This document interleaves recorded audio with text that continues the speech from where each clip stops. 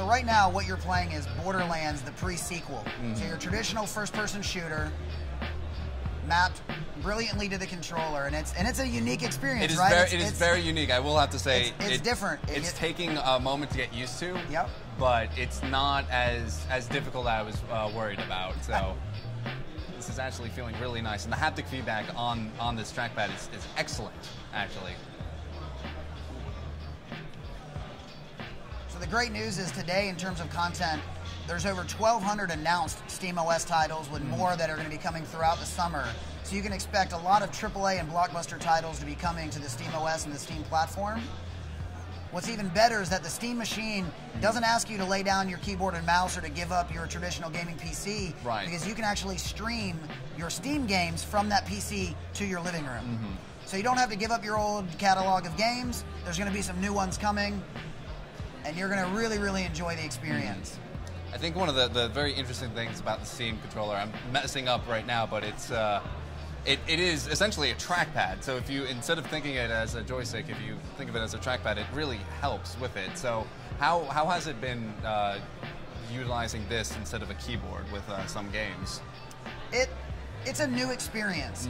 You know, if you've played a game using a keyboard and mouse, it's going to take you some time to relearn basically how to manipulate the character and play the game.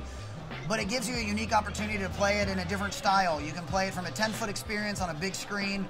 Local co-op is awesome, right? I mean, there's some games that are just made for sitting around with your buddies and kicking butt. And so this really unlocks that opportunity. Now, how about the customization of the Steam controller? So there's a lot that you can do. So hit the Steam button. This will actually pop you right out and back into the Steam OS. Fantastic.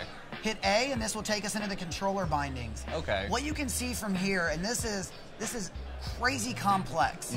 So the ability for anyone to come in here and customize their unique settings is without bounds. Wow. Now, the great part of SteamOS and the value that Steam brings is 125 million people all going in here and having the ability to customize and map bindings to games.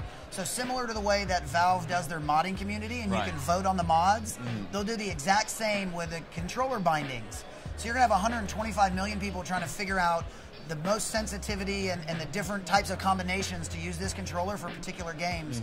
The community will vote on which ones are the best, and you can go and grab them. Wow, that is actually amazing. So what is your favorite things about the controller yourself, personally? I have to know. Yeah, I actually like, so on the back there's an additional paddle feature. Yes. You know, so I'm really interested as you start getting into racing titles and games like that. The idea of the controller itself, to me, is all about the gameplay that it enables. So I am super excited about games like Civ 5 and other real-time and turn-based strategy games that I can now play in the comfort of my living room, which have traditionally been only a 2-foot experience in front of my PC. Wow, no, I really can't wait. Thank you so much for showing us this thing. It's really interesting seeing a game so meant for a keyboard and mouse to be used pretty well on a controller. It doesn't look like it's like a gimped version of a keyboard and mouse. It is just an alternative to it. So it's very fascinating.